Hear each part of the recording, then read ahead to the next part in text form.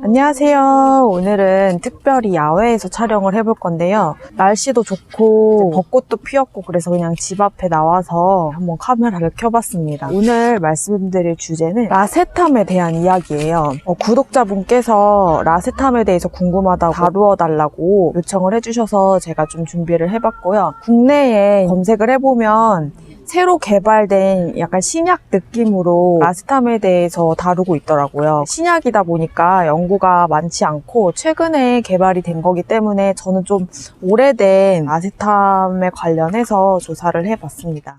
뉴트로픽스 또는 스마트 약물이라고 불리워지는 인지능력 강화제가 수십 년 전부터 이제 연구가 됐었는데요. 스마트 약물에는 종류가 많겠지만 최근에 주목받고 있는 거는 라세탐류 아니면 각성제류가 최근에 주목을 받고 있어요. 라세탐이 종류가 많은데 라세탐 중에서 피라세탐은 치매 초기나 알츠하이머 병의 치료제로 뇌 손상 환자들의 인지력 장애 증상을 개선시켜 줄 수 있는 처방 뉴트로픽 약물입니다. 뉴트로필 또는 마이오캄이라는 상표로 판매되고 있는데 건강한 사람들이 복용을 하게 되면 언어학습력이 높아지고 정신이 맑아지고 IQ가 높아진다라고 하는 이야기가 있어서 학생들이 즐겨 찾는다고 합니다. 뇌세포 사이의 신경 전달 물질의 속도를 높여주는 역할을 한다고 해요. 부작용으로는요, 뇌 속의 염소를 고갈시키기 때문에 보충제로 타르타르산 수소콜린을 함께 복용해 주시기를 권장한다고 합니다. 하버드 비즈니스 리뷰에 따르면 아이비리그 대학생의 20%가량이 이미 스마트 약물을 복용하고 있는 것으로 보고가 되고 있고, 근데 인지 능력을 향상시켜주는 효과 때문에 꼭 학생들뿐만 아니라 비즈니스를 하고 있는 시니어 직장인들에게도 인기가 있다고 합니다. 인지 능력이 강화되었다는 의미는 뇌의 생리작용이 달라진다는 의미이고, 예일대 의과대학의 뇌생물학과 에미 안스텐 교수에 의하면 뇌가 일을 할 때 여러 개의 세포들이 협동을 해서 고차원적인 인지작용을 하는지를 연구를 했는데요. 피곤하거나 스트레스를 받게 되면 뇌세포들 간의 정보를 교환하는 신경 전달 물질들이 시냅스 사이의 틈새를 잘 원활하게 통과할 수가 없대요. 수용체까지 안전하게 전달이 되는 게 이제 힘들다고 하는데, 이때 신경 전달 물질의 분비를 촉진을 시켜주면 정보를 원활하게 전달해주는 효과가 있는 거라고 합니다. 근데 이 안스텐 교수는요, 약간의 회의적인 이야기를 하시는데, 그러니까 이거를 먹는다고 해서 정말로 인지 능력이 개선되고 뭔가 똑똑해지고 그렇다기보다는 자신의 잠재되어 있는 인지 능력을 최대치로 끌어올려주는 역할 정도 이렇게 주장을 하십니다. 또 미시간 대학교 마틴 사터 교수님도 스마트 약물이 인지 능력을 높여준다는 증거를 찾지를 못했대요. 아직 그냥 뭐 집중력을 높여주는 효과 정도, 인지력이 높아질 수 있도록 환경을 조성해주는 역할 정도밖에 증거를 찾을 수가 없다, 이렇게 말씀하셨고, 캠브리지 대학의 인지뇌과학 교수님인 트레버 로빈스 교수님은 바탕이 없었던 머리가 스마트 약물로 통해서 갑자기 총명해질 수는 없다, 이렇게 말씀을 하셨습니다. 치료제로 활용되고 있는 것은 사실이고, 최근에 떠오르는 이제 총명탕처럼 스마트 약물로, 뉴트로픽 약물로 연구가 활발히 진행되는 것은 맞지만 아직 증거가 많이 부족하고, 학생들이 집중력이나 몰입력을 높이기 위해서 복용하는 것은 괜찮다고 하네요.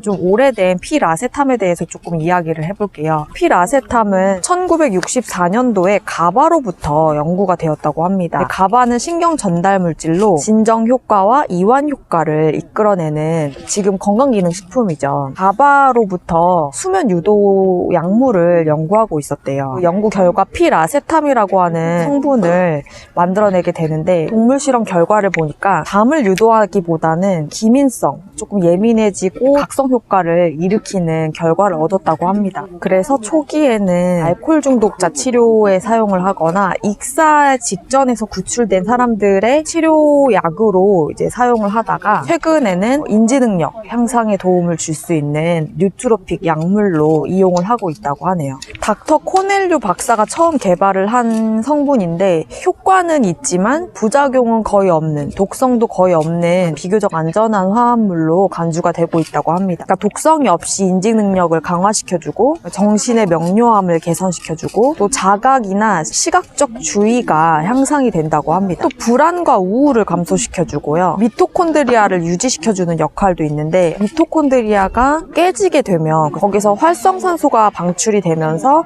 세포 손상과 우리 몸의 산화 작용을 일으키게 되거든요. 그런데 필아세탐은 미토콘드리아가 여러 가지 이유로 깨지게 됐을 때 활성산소를 방출하지 않고 다시 미토콘드리아를 생산해낼 수 있는 그 신호를 전달해주는 역할을 촉진시켜준다고 합니다. 신경 보호작용도 있어서 특히나 뇌 손상이나 독소로부터 보호를 한다고 하네요. 그리고 라세탐을 복용하실 때는 그 로딩 기간이라고 해서 몸에 쌓이는 그 기간이 필요하고 그 기간을 넘어야 효과가 발생하게 되는데 라세탐의 효과를 보기 위해서는 먹자마자 바로 즉각적인 효과를 가져오지는 않고 로딩 시간을 거친 다음에 며칠에서 몇 주의 그 적응 기간이 끝나고 나서 완전한 라세탐의 효과를 누리실 수 있다고 하고 처음 먹기 시작하시고 2주에서 4주 정도 안으로 라세탐의 복용량을 2배까지 증가시키라고 해요. 그때까지 이제 로딩 기간인 건데 그 로딩 기간이 끝나고 나면 리버스 톨러런스라고 역내성이라고 부르는데 저도 좀 공부하면서 어려웠는데 하여튼 역내성이 생긴다고 해요. 복용한 지 2주에서 4주 안으로 복용량을 2배까지 증가를 시키면 로딩 기간 중에 역내성이 발생을 해서 더 복용량을 줄여도 같은 효과가 지속되는 그러니까 내성과 반대말이죠. 그리고 이 역내성 효과는 라세탐끼리도 이제 상호작용이 된대요. 그래서 내가 필라세탐을 먹다가 옥시라세탐으로 새로운 라세탐으로 변경을 하실 때에도 새로운 로딩 기간을 가지시지 않아도 된다고 하네요. 라세탐은 지용성이라서 식사와 함께 드시는 게 권장이 되고요. 특히 콜린하고 결합을 하면은 시너지 효과가 있다고 합니다. 그리고 항이뇨 호르몬 중에서 바소프레신이라고 하는 성분과 함께 복용을 하시면 뇌의 해마에서 기억의 물리적 배치에 도움을 준다고 합니다. 그래서 좀 더 구체적인 기억을 원하실 경우에는 항이뇨 호르몬인 바소프레신과 함께 라세탐을 복용하라고 하네요. 모노아민 옥시다제 억제제인 데프레닐 약물과 결합해서 복용을 하게 되시면은요, 도파민 방출을 증가시키고 라세탐의 효과를 더욱 시너지 효과를 발휘할 수 있다고 합니다. 그리고 노인성 치매와 알츠하이머 치료 약물인 센트로페녹신과 함께 이제 결합해서 복용하게 되시면은요, 기억을 가져오는 속도를 증가시키고 집중력을 올려준다고 합니다. 가장 오래된 피라세탐이라고 하는 라세탐하고 최근에 개발된 라세탐은 조금 화학적 구조가 많이 다르대요. 구조적으로 비슷한 라세탐을 제가 말씀드려보면은 1970년대에 개발이 된 애니라세탐은 피라세탐보다 효과 면에서 2배에서 5배 정도 효과적이라고 하고요. 불안, 안정, 이완의 효과가 있으면서도 창의성이나 언어 유창성을 향상시켜주고요. 자각몽을 촉진시켜준대요. 좀 불안감을 줄여주면서 사회 상황에 대한 자신감이나 창의성을 높이고 싶은 분들이 복용하면 좋다고 하네요. 1977년에 개발된 옥시라세탐은요, 자극과 민첩성을 향상을 시켜준대요. 그래서 에너지 부스팅을 해주고, 그러니까 자극을 개선시켜준다는 거는 이제 기민성을 증가시켜준다는 거겠죠. 집중력을 향상시켜주고, 이제 수학적 사고라든지 논리적 추리력을 향상시켜준다고 합니다. 1978년도에 개발이 된 피라미라세탐은요, 피라세탐에 비교했을 때 30배 효과적이래요. 집중력 향상, 장기 기억을 향상시켜주고 아주 중요한 프로젝트를 앞두고 있을 때, 그래서 집중이 고도로 필요할 경우 활용하면 좋다고 하네요. 1983년도에 개발이 된 페닐피라세탐은 프라미라세탐보다도 강력하대요. 그러니까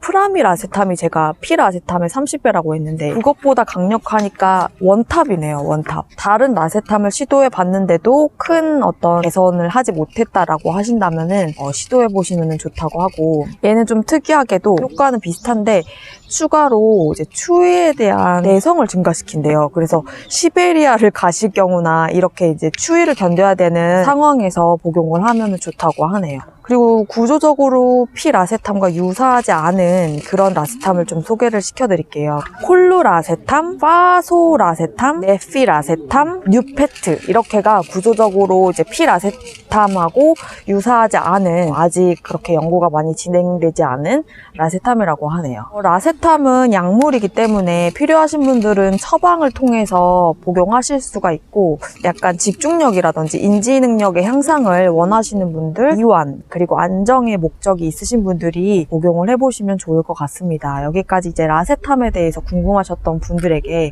도움이 되셨기를 바라고, 야외 촬영에 대한 피드백 부탁드릴게요. 그럼 저는 다음 영상에서 뵙도록 하겠습니다. 안녕!